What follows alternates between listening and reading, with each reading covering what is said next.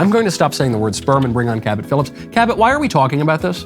Because I went to you during lunch yesterday and said, Michael, we need to talk about sperm on your show tomorrow. And you said, oh, right. Okay, I guess.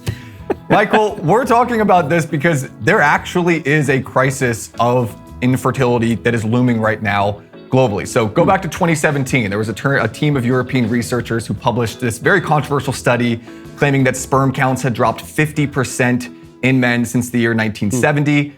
They were panned by a group of influential researchers at Harvard who came out and said, well, this data is cherry-picked, it's fear-mongering. You don't look at men in other parts of the world, only in European and American men, only these Western countries. You didn't look at the whole world, nothing to see here.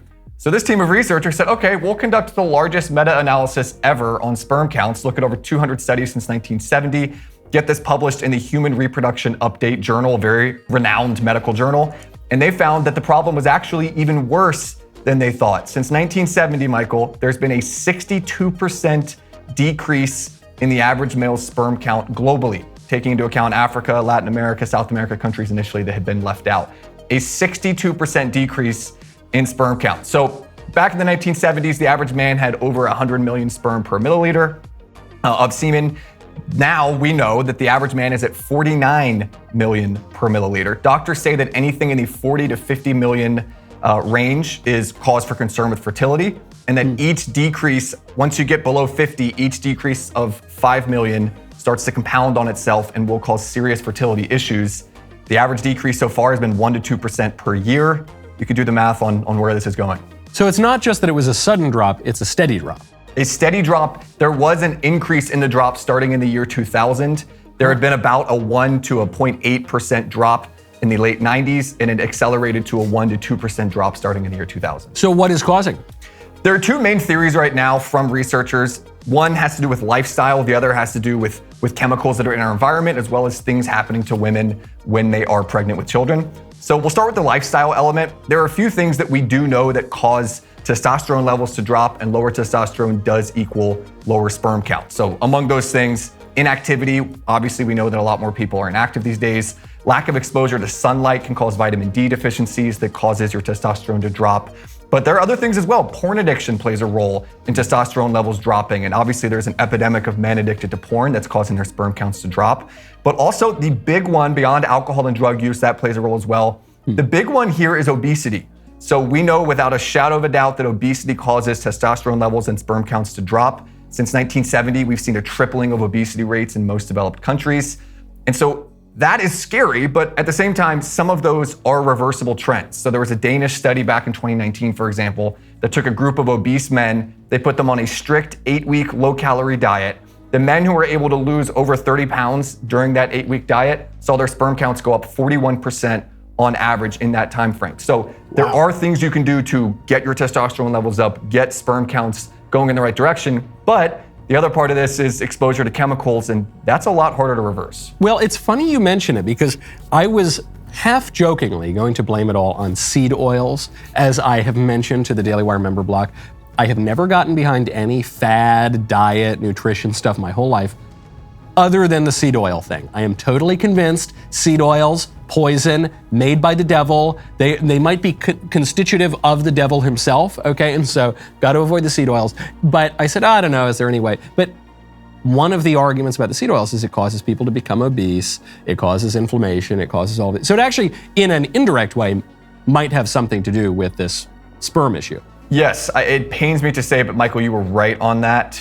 I do think a lot of people, they hear some of these phrases like forever chemicals and BPAs and microplastics and seed oils, and it's easy to discount and say, oh, this is some hippie garbage, or because the environmental movement has pushed so much, fear mongering and kind of pseudoscience to try and get their agenda passed, that it's easy to discount a lot of these things.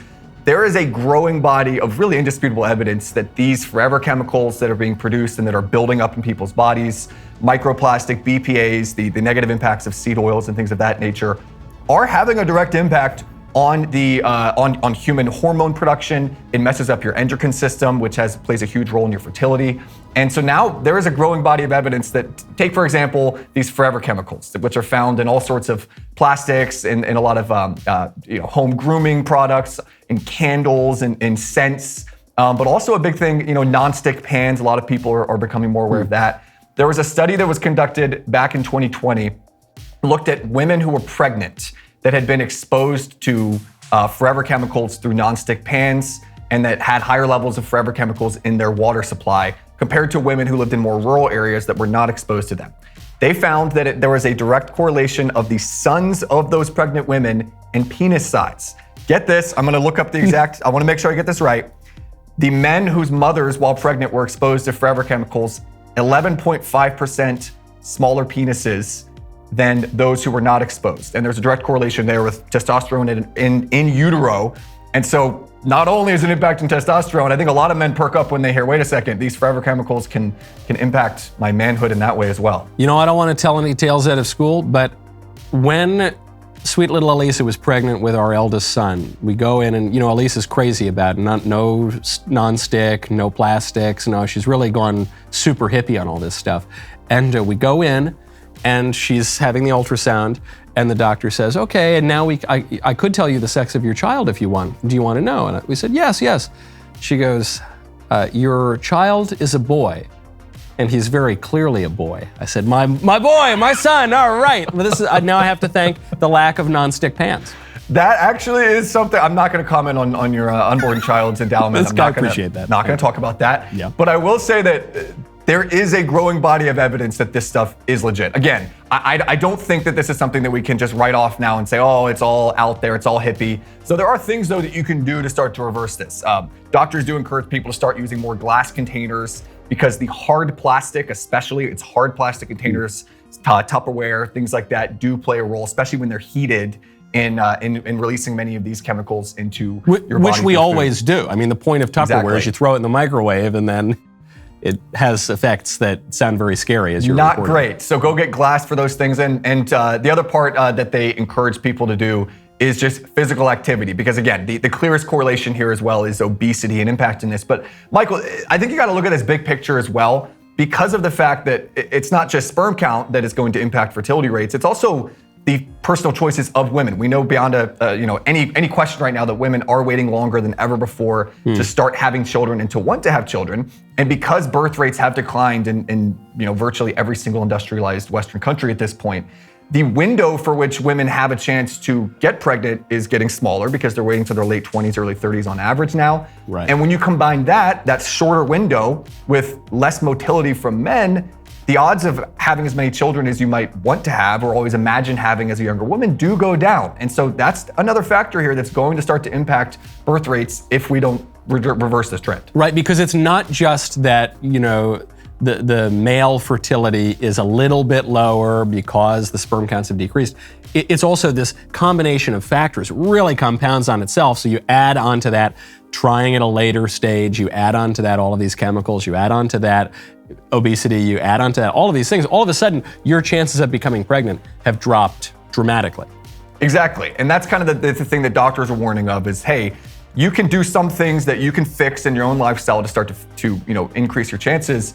But some of this, as sad as it is out of your control. So much of this matters with what happens to you in utero and early development. The other thing they were pointing out too, pregnant women, there was a direct correlation between, there was another study where they looked at women and the number of prescription medications they were on during their pregnancy. And there were a lot of medicines that we kind of think of as harmless. Acetaminophen was one. Yeah. Pregnant women taking acetaminophen on a regular basis, there was a direct correlation there with their sons. They followed them up until adolescence through puberty and found a direct correlation there with young children exposed to acetaminophen in the womb, with a direct correlation of them having negative health impacts, including lower testosterone levels and lower sperm count there. So there's all sorts of things right now that doctors are discovering, hey, maybe this stuff is not great for humanity as a species. Maybe we need to start looking into what's going to lead to us, continuing to have children in the future. But this is scary stuff. It's easy to laugh off. I do appreciate you giving a platform to me to talk about this because it is serious. We got to get more people talking about this,